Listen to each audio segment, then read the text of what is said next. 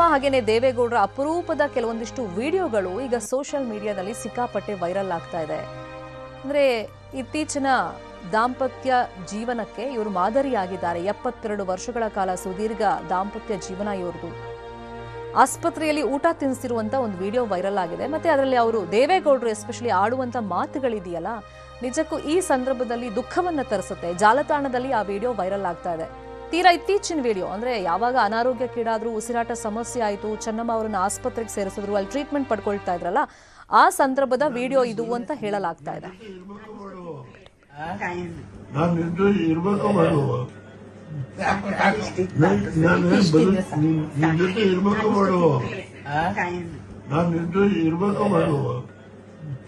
ಹೇಳ್ತಿರೋದು ಅಂದ್ರೆ ಅಲ್ಲಿ ಮಗು ತರ ತಿನ್ಸಕ್ ಹೋಗ್ತಾ ಇದಾರೆ. ಆದ್ರೆ ಚೆನ್ನಮ್ಮ ಅವ್ರು ನಂಗೆ ಬೇಡ ಸಾಕು ಅಂತಿದ್ದಾರೆ.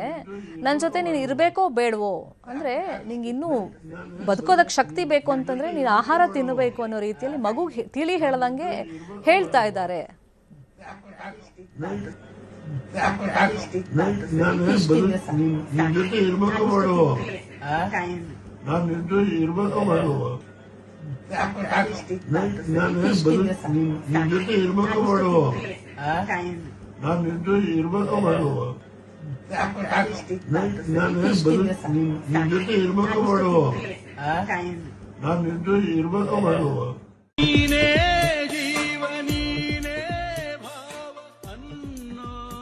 ಕೆಲವಷ್ಟು ವಿಡಿಯೋಗಳು ಈಗ ಸಾಕಷ್ಟು ವೈರಲ್ ಆಗ್ತಾ ಇದೆ. ಎಸ್ಪೆಷಲಿ ಚೆನ್ನಮ್ಮ ಅವರು ಆಸ್ಪತ್ರೆಗೆ ಹೊರಡೋಕ್ಕೂ ಮುಂಚೆ ದೇವೇಗೌಡರ ಆಶೀರ್ವಾದ ಪಡೆದಿದ್ದು, ಆಸ್ಪತ್ರೆಯಲ್ಲಿ ದೇವೇಗೌಡರು ಅವರನ್ನು ಸಂತೈಸುವಂಥ ರೀತಿ, ಆರೈಕೆ ಮಾಡ್ತಿರುವಂಥ ರೀತಿಗಳಿರ್ಬೋದು, ಅವೆಲ್ಲವೂ ಕೂಡ ಸಾಕಷ್ಟು ವೈರಲ್ ಆಗ್ತಾ ಇದೆ. ಅಂದರೆ ನಾನು ಆಗಲೇ ಹೇಳ್ತಾ ಇದ್ದೆ, ಇತ್ತೀಚೆಗೆ ದಾಂಪತ್ಯ ಅಂದರೆ ಒಂದು ಬೆಲೆನೇ ಇಲ್ಲ ಆ ಸಂಬಂಧಕ್ಕೆ. ಸಣ್ಣ ಸಣ್ಣ ವಿಷಯಕ್ಕೂ ಕಿರಿಕ್ ಮಾಡ್ಕೊಳ್ಳೋದು, ಡಿವೋರ್ಸ್ ಅಂತ ಹಂತಕ್ಕೆ ಹೋಗೋದು, ಬೇರೆ ಬೇರೆ ಬದುಕೋದು, ಇಂಥದ್ದೆಲ್ಲ ಮಾಡ್ತಿರುವಾಗ ಅಂದರೆ ಪ್ರೀತಿಗೆ ಯಾವತ್ತೂ ವಯಸ್ಸಾಗಲ್ಲ.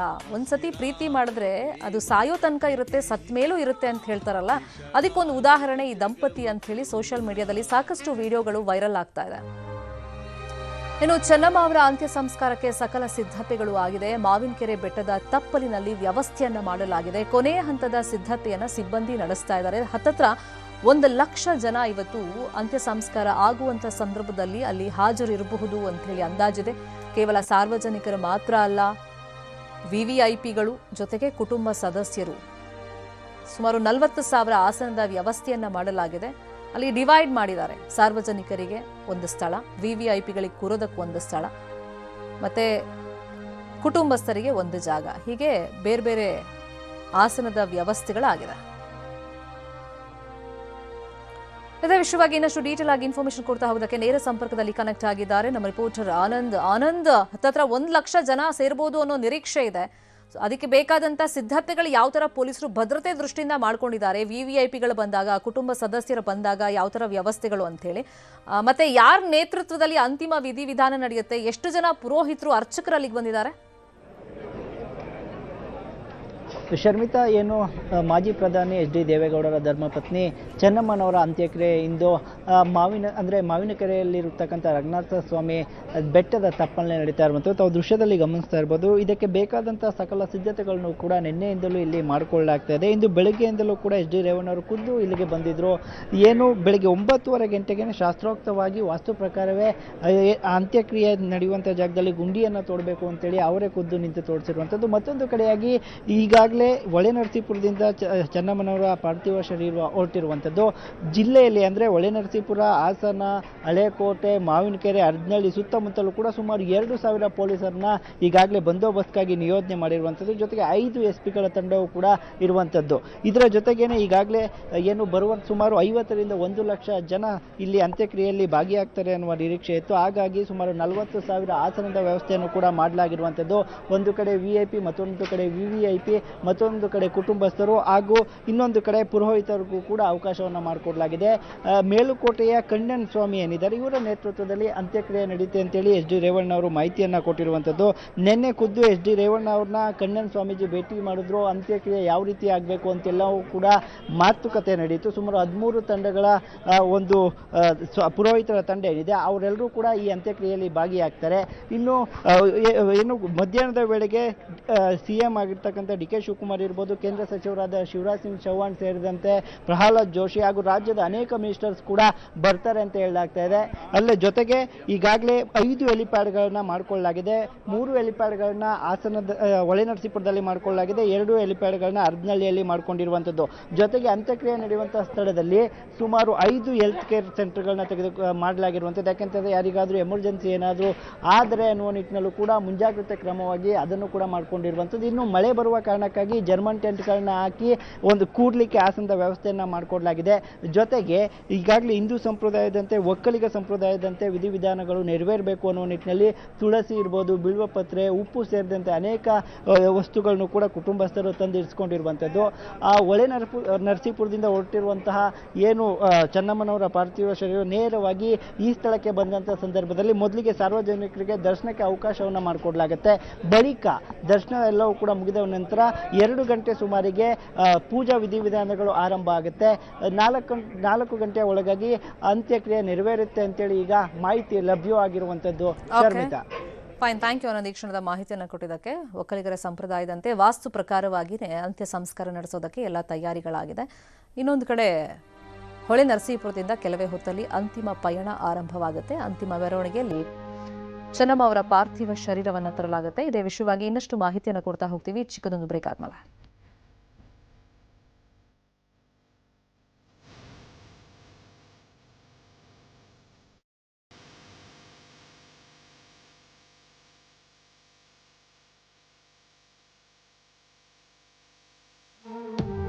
ಸಾರ್ವಜನಿಕರಿಗೆ ಇಷ್ಟು ಅವಕಾಶವನ್ನು ನೀಡಲಾಗಿತ್ತು ಹೊಳೆ ನರಸೀಪುರದಲ್ಲಿ. ಇದು ಸಾಗರೋಪಾದಿಯಲ್ಲಿ ಜನ ಬರ್ತಾ ಇದ್ದಾರೆ. ಹೆಚ್ಚು ಅವಕಾಶವನ್ನು ಅಲ್ಲಿ ಮಾಡ್ಕೊಡೋಕೆ ಸಾಧ್ಯ ಆಗ್ತಾ ಇಲ್ಲ. ಯಾಕಂದರೆ ಅಂತಿಮ ವಿಧಿವಿಧಾನಗಳು 4 ಒಳಗೆ ಮುಗಿಸ್ಬಿಡ್ಬೇಕು. ಇನ್ನೊಂದು ಕಡೆ ಅಂತಿಮ ಪಯಣಕ್ಕೋಸ್ಕರ ಆ ಹೂವಿನ ಅಲಂಕಾರಗೊಂಡಿರುವಂಥ ಪಲ್ಲಕ್ಕಿಯನ್ನು ಗಮನಿಸ್ತಾ ಇದ್ದೀವಿ. ಹರದನಹಳ್ಳಿಗೆ ಈ ಅಂತಿಮ ಯಾತ್ರೆ ಮುಖೇನ ಪಾರ್ಥಿವ ಶರೀರವನ್ನು ಕೊಂಡೊಯ್ಯಲಾಗುತ್ತೆ. ಇಟ್ ಪ್ರೆಸೆಂಟ್ ಹೊಳೆ ನರಸೀಪುರದ HD ರೇವಣ್ಣ ಅವರ ನಿವಾಸದ ಮುಂಭಾಗದಲ್ಲಿ ಚೆನ್ನಮ್ಮ ಅವರ ಪಾರ್ಥಿವ ಶರೀರ ಇದೆ. ಇನ್ನೂ ಸಾಕಷ್ಟು ಸಂಖ್ಯೆಯಲ್ಲಿ ಜನ ಬರ್ತಾ ಇದ್ದಾರೆ. ಹಾಗಾಗಿ ಅಲ್ಲಿ ಅವಕಾಶ ಮಾಡಿಕೊಟ್ರೆ 4 ಒಳಗೆ ಅಂತ್ಯಕ್ರಿಯೆ ಮುಗಿಸೋದು ಕಷ್ಟ ಆಗುತ್ತೆ, ಮತ್ತೆ ಡಿಲೇ ಆಗ್ತಾ ಹೋಗುತ್ತೆ. ವಾಸ್ತು ಪ್ರಕಾರ ಒಂದಿಷ್ಟು ಮುಹೂರ್ತಗಳನ್ನು ನೋಡಿನೇ ಅಂತಿಮ ವಿಧಿವಿಧಾನ ನೆರವೇರಿಸೋದಕ್ಕೆ ಕುಟುಂಬಸ್ಥರು ಸಿದ್ಧತೆಗಳನ್ನು ಮಾಡ್ಕೊಂಡಿರೋದು. ಇಲ್ಲಿ ಡಿಲೇ ಮಾಡ್ತಾ ಹೋದರೆ ಅಲ್ಲೂ ಡಿಲೇ ಆಗುತ್ತೆ ಅನ್ನೋ ಕಾರಣಕ್ಕೆ ಈಗ ಪೊಲೀಸರು ಕೂಡ ಅಲ್ಲಿ ಅಂತಿಮ ನಮನ ಸಲ್ಲಿಸೋಕೆ ಈಗ ಬಂದಿರೋರನ್ನ ವಾಪಸ್ ಕಳಿಸ್ತಾ ಇದ್ದಾರೆ. ಬೆಳಿಗ್ಗೆ ಬಂದವ್ರಿಗೆ ಸರತಿ ಸಾಲಲ್ಲಿ ಅವಕಾಶವನ್ನು ಮಾಡಿಕೊಟ್ಟಿದ್ರು. ಈಗ ಬಂದವ್ರಿಗೆ ಅಲ್ಲಿ ವಾಪಸ್ ಕಳಿಸ್ತಾ ಇದ್ದಾರೆ. ಇನ್ನೊಂದು ಕಡೆ ಅಂತಿಮ ಸಂಸ್ಕಾರ ನಡೆಯುವಂಥ ಜಾಗ ಇದೆಯಲ್ಲ, ಅಲ್ಲಿ ಎಲ್ಲ ರೀತಿಯ ಸಿದ್ಧತೆಗಳಾಗಿದೆ. ಒಂದು ವಾಸ್ತು ಪ್ರಕಾರವಾಗಿ ಮತ್ತು ಒಕ್ಕಲಿಗ ಸಂಪ್ರದಾಯದಂತೆ ಅಂತಿಮ ವಿಧಿವಿಧಾನವನ್ನು ನೆರವೇರಿಸೋದಕ್ಕೆ ಎಲ್ಲ ತಯಾರಿಗಳು ಆಗಿದೆ. ಇನ್ನು ದೇವೇಗೌಡರ ಕುಟುಂಬದ ದೊಡ್ಡ ಶಕ್ತಿ ಅಂತಂದರೆ ಅದು ಚೆನ್ನಮ್ಮ ಅವರು. ಪ್ರತಿಯೊಬ್ಬರು ಅಲ್ಲಿ ಬಂದವರು ಚೆನ್ನಮ್ಮ ಅವರ ಗುಣಗಾನವನ್ನು ಮಾಡ್ತಾ ಇದ್ದಾರೆ. ಯಾರೇ ಬಂದರೂ ಮನೆಗೆ ಬರೀ ಹೊಟ್ಟೆಲಂತೂ ವಾಪಸ್ ಕಳಿಸ್ತಾ ಇರಲಿಲ್ಲ. ಅನ್ನಪೂರ್ಣೆ ಅಂತಲೇ ತುಂಬ ಜನ ಕರೀತಾ ಇದ್ರು. ಮತ್ತು ದೇವರ ಮೇಲೆ ಅಪಾರವಾದಂಥ ನಂಬಿಕೆಯನ್ನು ಇಟ್ಟವರು. ದಿನದಲ್ಲಿ 10 ಗಂಟೆ ಪೂಜೆ ಪುನಸ್ಕಾರದಲ್ಲೇ ನಿರತರಾಗಿರ್ತಾ ಇದ್ರು. ಲಲಿತ ಸಹಸ್ರನಾಮ ಇರ್ಬೋದು, ವಿಷ್ಣು ಸಹಸ್ರನಾಮ ಈ ವಯಸ್ಸಲ್ಲೂ ಕೂಡ ನಿರರ್ಗಳವಾಗಿ ಹೇಳ್ತಾ ಇದ್ರು, ನೋಡ್ಕೊಳ್ತಲೇ. ಅಷ್ಟರ ಮಟ್ಟಿಗೆ ದೇವರ ಮೇಲೆ ನಂಬಿಕೆಯನ್ನು ಇಟ್ಟವರು ಪೂಜೆ ಮಾಡ್ತಾ ಇದ್ರು. ಕುಟುಂಬದ ಒಳಿತಿಗಾಗಿ ದೇವರಲ್ಲಿ ಸದಾ ಪ್ರಾರ್ಥನೆಯನ್ನು ಮಾಡ್ತಾ ಇದ್ರು. ಅವ್ರ ಮಗಳು ಅಲ್ಲಿ ದುಃಖ ತಪ್ತರಾಗಿರೋದನ್ನು ನಾವು ಗಮನಿಸ್ತಾ ಇದ್ದೀವಿ. ಸಹಜ, ತಾಯಿಯನ್ನು ಕಳ್ಕೊಂಡಾಗ ಅದು ವಯಸ್ಸಿನ ವಿಷಯ ಅಂತ ಬರಲ್ಲ, ಅದೊಂದು ಬಾಂಧವ್ಯದ ವಿಷಯ. ತಮ್ಮನ್ನು ಹೊತ್ತು ಸಲಹಿದಂಥ ತಾಯಿ ತಮ್ಮ ಜೀವನದ ಪ್ರತಿ ಹಂತದಲ್ಲೂ ಕೂಡ ಆಸರೆಯಾಗಿದ್ದವರು, ಶಕ್ತಿ ತುಂಬಿದವರು. ಇನ್ನಿಲ್ಲ ಅಂತ ಹೇಳಿದಾಗ ಇಂತಹ ಮಕ್ಕಳಾದರೂ ಅದನ್ನು ಸಹಿಸ್ಕೊಳ್ಳೋಕೆ ಸಾಧ್ಯ ಇಲ್ಲ. ಅದರಲ್ಲೂ ಬೇರೆಯವರೇ ಅವ್ರ ಗುಣಗಾನ ಮಾಡ್ತಾ ಇದ್ದಾರೆ. ಯಾರೇ ಹೋದರೂ ಕೂಡ ತಾಯಿ ರೀತಿ ಸಲಹುತ್ತಾ ಇದ್ರು ಅಂತ. ಅದರಲ್ಲಿ ಅವರದ್ದೇ ಮಕ್ಕಳಿಗೆ ಈಗ ದುಃಖವನ್ನು ತಡ್ಕೊಳ್ಳೋಕ್ಕಾಗ್ತಾ ಇಲ್ಲ. ಅಂತಿಮ ಪಯಣ ಶುರು ಆಗೋದಕ್ಕೂ ಮುಂಚಿತವಾಗಿ ತಾಯಿಯ ದರ್ಶನವನ್ನು ಮಾಡಿ ಮಕ್ಕಳು ಕೂಡ ಕಣ್ಣೀರನ್ನು ಹಾಕ್ತಾ ಇದ್ದಾರೆ. ಇನ್ನು ಚೆನ್ನಮ್ಮ ಅವರ ಹುಟ್ಟೂರು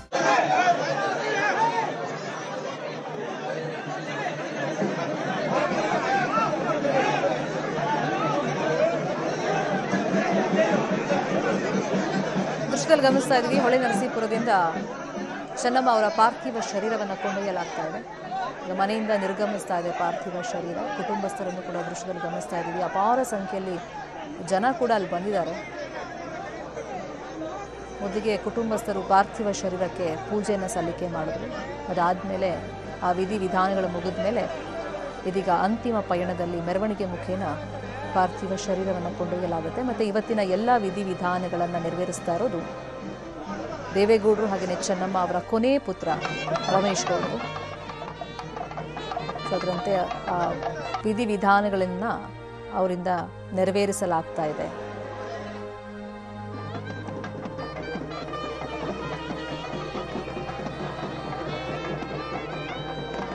ಚೆನ್ನಮ್ಮ ಅವರ ಇಷ್ಟದ ಸ್ಥಳಗಳು ಅಂತ ಏನಿದೆ ಆ ಎಲ್ಲ ಸ್ಥಳಗಳಲ್ಲಿ ಅವರ ಪಾರ್ಥಿವ ಶರೀರವನ್ನು ಮೆರವಣಿಗೆ ಮುಖೇನ ಕೊಂಡೊಯ್ಯಲಾಗುತ್ತೆ.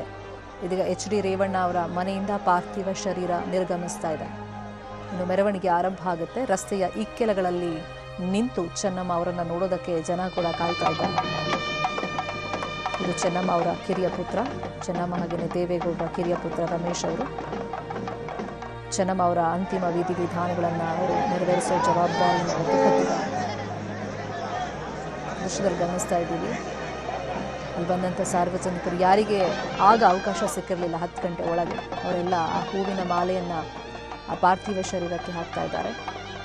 ಪೂಜೆ ಎಲ್ಲ ನೆರವೇರಿಸಿದ್ದಾರೆ ಕುಟುಂಬಸ್ಥರು. ಅಂತಿಮ ಪಯಣ ಈಗ ಆರಂಭ ಆಗುತ್ತೆ. ಮನೆಯಿಂದ ಪಾರ್ಥಿವ ಶರೀರದ ಯಾತ್ರೆ ಆರಂಭ ಆಗ್ತಾ ಇದೆ. ದೇವೇಗೌಡರು ಚೆನ್ನಮ್ಮ ಅವರು ಮದುವೆಯಾದ ಆರಂಭದ ದಿನಗಳಲ್ಲಿ ವಾಸ ಮಾಡಿಕೊಂಡಿದ್ದಂಥ ಬಾಡಿಗೆ ಮನೆ, ತಮ್ಮ ಕಿವಿಯೋಲೆಯನ್ನು ಮಾರಿ ಅವ್ರು ಖರೀದಿ ಮಾಡಿದಂಥ ಜಮೀನು, ಆಗಿನ ಕಾಲದಲ್ಲಿ 1,500,000ಕ್ಕೆ ಜಮೀನನ್ನು ತಮ್ಮ ಒಡವೆಯನ್ನು ಮಾರಿ ಚೆನ್ನಮ್ಮ ಅವರು ಖರೀದಿ ಮಾಡಿದರು. ಆ ಜಾಗಕ್ಕೂ ಕೂಡ ಅವರ ಪಾರ್ಥಿವ ಶರೀರದ ಮೆರವಣಿಗೆ ಸಾಗಿ ಬರುತ್ತೆ ಅಂತ ಮಾಹಿತಿ ಇದೆ. ಇನ್ನು ಸಾಕಷ್ಟು ಗ್ರಾಮಗಳಲ್ಲಿ ಗ್ರಾಮಸ್ಥರೇ ಮನವಿಯನ್ನು ಮಾಡಿದ್ದಾರೆ. ದೇವಸ್ಥಾನದ ಜೀರ್ಣೋದ್ಧಾರ ಕಾರ್ಯಗಳಿರ್ಬೋದು ಅಥವಾ ಸಮಾಜಮುಖಿ ಕಾರ್ಯಗಳು ನಿಂತು ಹೋದಂಥ ಸಂದರ್ಭದಲ್ಲಿ ಚೆನ್ನಮ್ಮ ಅವರು ಅಲ್ಲಿಗೆ ಬಂದಾಗ ಜನ ಬೇಡಿಕೆ ಇಟ್ಟಾಗ ಅದನ್ನು ನೆರವೇರಿಸ್ಕೊಟ್ಟಿದ್ರಂತೆ ಚೆನ್ನಮ್ಮ ಅವರು. ಹಾಗಾಗಿ ಆ ಸಹಾಯದ ದಿನಗಳನ್ನು ನೆನಪು ಮಾಡ್ತಾ ಗ್ರಾಮಸ್ಥರು ನಮ್ಮೂರಿಗೂ ಅವ್ರ ಪಾರ್ಥಿವ ಶರೀರ ಅಂತಿಮ ಮೆರವಣಿಗೆ ಬರಬೇಕು ಅಂತ ಹೇಳಿ ಒಂದು ಮನವಿಯನ್ನು ಮಾಡಿದರು. ಆ ಮನವಿಯನ್ನು ಪುರಸ್ಕಾರ ಮಾಡಿದ್ದಾರೆ ಕುಟುಂಬಸ್ಥರು. ಸಾಕಷ್ಟು ಗ್ರಾಮಗಳಲ್ಲೂ ಕೂಡ ಅಂತಿಮ ಪಯಣದ ಮುಖೇನ ಅವರ ಪಾರ್ಥಿವ ಶರೀರವನ್ನು ಕೊಂಡೊಯ್ಯಲಾಗುತ್ತೆ.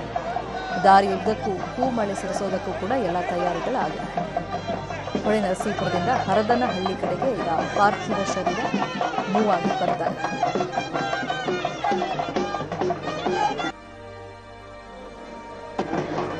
ಇನ್ನು ಕುಟುಂಬಸ್ಥರು ಕೂಡ ಪಾರ್ಥಿವ ಶರೀರದ ಜೊತೆಯಲ್ಲಿ ಮೆರವಣಿಗೆಯಲ್ಲಿ ಬರ್ತಾರೆ. ದೊಡ್ಡಗೌಡರ ಕುಟುಂಬದ ಶಕ್ತಿಯಾಗಿದ್ದಂಥವರು ಚೆನ್ನಮ್ಮ ಅವರು. ದೊಡ್ಡ ಸಂಸಾರ, ಸಾಕಷ್ಟು ಏಳು ಬೀಳುಗಳನ್ನು ಕಂಡಿದೆ ಈ ಕುಟುಂಬ. ಗೆದ್ದಾಗ ಹಿಗ್ಲಿಲ್ಲ, ಕುಗ್ದಾಗ ಬಗ್ಲಿಲ್ಲ ಅಂತಾರಲ್ಲ, ಆ ರೀತಿ ಚೆನ್ನಮ್ಮ ಅವರು ಒಂದು ಶಕ್ತಿಯಾಗಿದ್ರು. ಮಹಾನ್ ದೈವ ಭಕ್ತಿಯಾಗಿದ್ರು. ಪೂಜೆ ಪುನಸ್ಕಾರ ಮಾಡೋದ್ರಲ್ಲಿ ಎತ್ತಿದ ಕೈಯಾಗಿತ್ತು ಚೆನ್ನಮ್ಮ ಅವರದ್ದು. ಆಮೇಲೆ ಮನೆಗೆ ಯಾರೇ ಬಂದರೂ ಕೂಡ ಹಸಿದ ಹೊಟ್ಟೆಯಲ್ಲಿ ವಾಪಸ್ ಕಳಿಸ್ತಾ ಇರಲಿಲ್ಲ. ಸಾಕ್ಷಾತ್ ಅನ್ನಪೂರ್ಣೇಶ್ವರಿ ಅಂತಾನೆ ಎಷ್ಟೋ ಜನ ಅವರನ್ನು ಕರೀತಾ ಇದ್ರು. ಅಂತಹ ಶಕ್ತಿ ಇನ್ನಿಲ್ಲ ಅಂತ ಗೊತ್ತಾದಾಗ ಕುಟುಂಬಸ್ಥರಂತೂ ಕುಗ್ಗಿ ಹೋಗಿದ್ದಾರೆ. ಇನ್ನು ಅವರಿಂದ ಸಹಾಯ ಪಡೆದಂಥ ಅದೆಷ್ಟೋ ಜನ ಅವರಿಗೊಂದು ಅಂತಿಮ ನಮನವನ್ನು ಸಲ್ಲಿಸಬೇಕು ಅಂತ ಹೇಳಿ ಹೊಳೆ ನರಸೀಪುರದಲ್ಲಿ ಎಸ್ಪೆಷಲಿ ಜನ ಬೆಳಿಗ್ಗೆಯಿಂದ ಬರ್ತಾ ಇದ್ದಾರೆ. ಅವರು ಮಾಡಿದಂಥ ಸಹಾಯವನ್ನು ನೆನಪು ಮಾಡ್ಕೊಳ್ತಾ ಇದ್ದಾರೆ. ಮತ್ತು ಸರ್ಕಾರದ ಕಡೆಯಿಂದ ಇವತ್ತು ಗೌರವ ಸಲ್ಲಿಕೆ ಆಗ್ತಾ ಇದೆ. ಇದರ ಭಾಗವಾಗಿ ರಾಷ್ಟ್ರಧ್ವಜ ಮೃತದೇಹದ ಮೇಲೆ ಹಾಕಿರೋದನ್ನು ಗಮನಿಸ್ತಾ ಇದ್ದೀವಿ. ಇನ್ನು ಜೀವನದಲ್ಲಿ ಎಷ್ಟೇ ಕಷ್ಟ ಇದ್ರೂ ಕೂಡ ತಮ್ಮ ಹತ್ರ ಕಷ್ಟ ಅಂತ ಬರ್ತಾರಲ್ಲ, ಅವ್ರ ಹತ್ರ ಯಾವತ್ತೂ ಚೆನ್ನಮ್ಮ ಅವರು ತೋರಿಸ್ಕೊಂಡಿರಲಿಲ್ಲ. ಅದರಲ್ಲೂ 25 ವರ್ಷದ ಹಿಂದೆ ಆ್ಯಸಿಡ್ ದಾಳಿ ಆದಂಥ ಸಂದರ್ಭದಲ್ಲಿ 2 ತಿಂಗಳು ಪ್ರಜ್ಞೆನೇ ಇಲ್ಲದೆ ಮಲಗಿದ್ರು ಚೆನ್ನಮ್ಮ ಅವರು. ಆ ಸಂದರ್ಭದಲ್ಲಿ ದೇವೇಗೌಡರು ಬಹಳಷ್ಟು ಕುಗ್ಗಿ ಹೋಗಿದ್ರು. ಅಂದರೆ ಕುಟುಂಬದವರೇ ದುಶ್ಮನ್ಗಳಾದಾಗ ಎಂಥ ಪರಿಸ್ಥಿತಿ, ಎಂಥ ದೊಡ್ಡ ಫ್ಯಾಮಿಲಿ ಆದರೂ ಎದುರಾಗುತ್ತೆ ಅನ್ನೋದಕ್ಕೆ ಈ ಕುಟುಂಬ ಮತ್ತೊಂದು ಉದಾಹರಣೆಯಾಗಿ ನಿಲ್ಲುತ್ತೆ. ದೇವೇಗೌಡರ ಸಹೋದರನ ಮಗ, ತಮ್ಮನ ಮಗ ಈ ಆ್ಯಸಿಡ್ ದಾಳಿಯನ್ನು ರೇವಣ್ಣ ಅವ್ರ ಮೇಲೆ ಮಾಡಬೇಕು ಅಂಥೇಳಿ ತಯಾರಿ ಮಾಡ್ಕೊಂಡ್ಬಂದಿದ್ರು ಶಿವರಾತ್ರಿ ದಿನ. ಆದರೆ ಅದು ಚೆನ್ನಮ್ಮ ಅವ್ರ ಮೇಲೆ ಬಿದ್ದಿರುತ್ತೆ. ಅದನ್ನು ಕೂಡ ಪದೇ ಪದೇ ರೇವಣ್ಣ ಅವ್ರು ನೆನಪು ಮಾಡ್ಕೊಳ್ತಾರೆ ಇದ್ದಾರೆ ಮೊನ್ನೆಯಿಂದ. ಅಂದರೆ ತನ್ನ ಮೇಲೆ ಆಗಬೇಕಾಗಿತ್ತು ದಾಳಿ, ಅದು ಅಮ್ಮನ ಮೇಲೆ ಆಯಿತು. ಆ ಸಂದರ್ಭದಲ್ಲಿ ಆದಂಥ ಕಷ್ಟಗಳು, ನೋವುಗಳು ಕುಟುಂಬಕ್ಕೆ, ಅದನ್ನು ಪದೇ ಪದೇ ನೆನಪು ಮಾಡ್ಕೊಳ್ತಾ ಇದ್ದಾರೆ. ಅಂದರೆ ಇಡೀ ಕುಟುಂಬದ ಒಂದು ದೊಡ್ಡ ಶಕ್ತಿಯಾಗಿದ್ರು ಚೆನ್ನಮ್ಮ ಅವರು.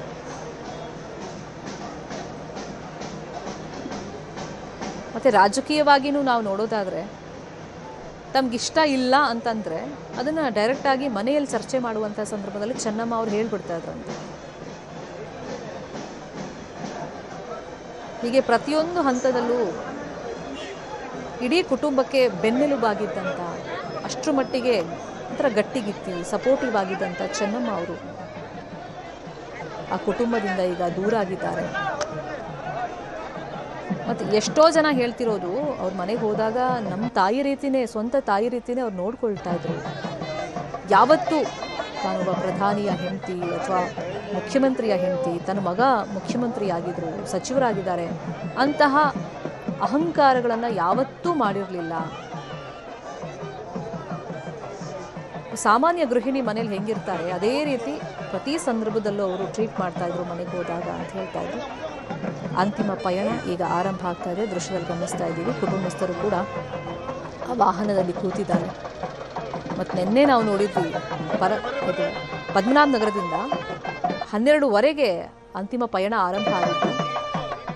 ಅದು ಹೊಳೆನರಸೀಪುರ ತಲುಪುವಾಗ ಬಹುಶಃ ಮಧ್ಯರಾತ್ರಿ 1 ಗಂಟೆ ಆಗುತ್ತೆ ಅಂಥೇಳಿ ಒಂದು ನಿರೀಕ್ಷೆ ಇತ್ತು, ಒಂದು ಎಕ್ಸ್ಪೆಕ್ಟೇಷನ್ ಇರುತ್ತಲ್ಲ.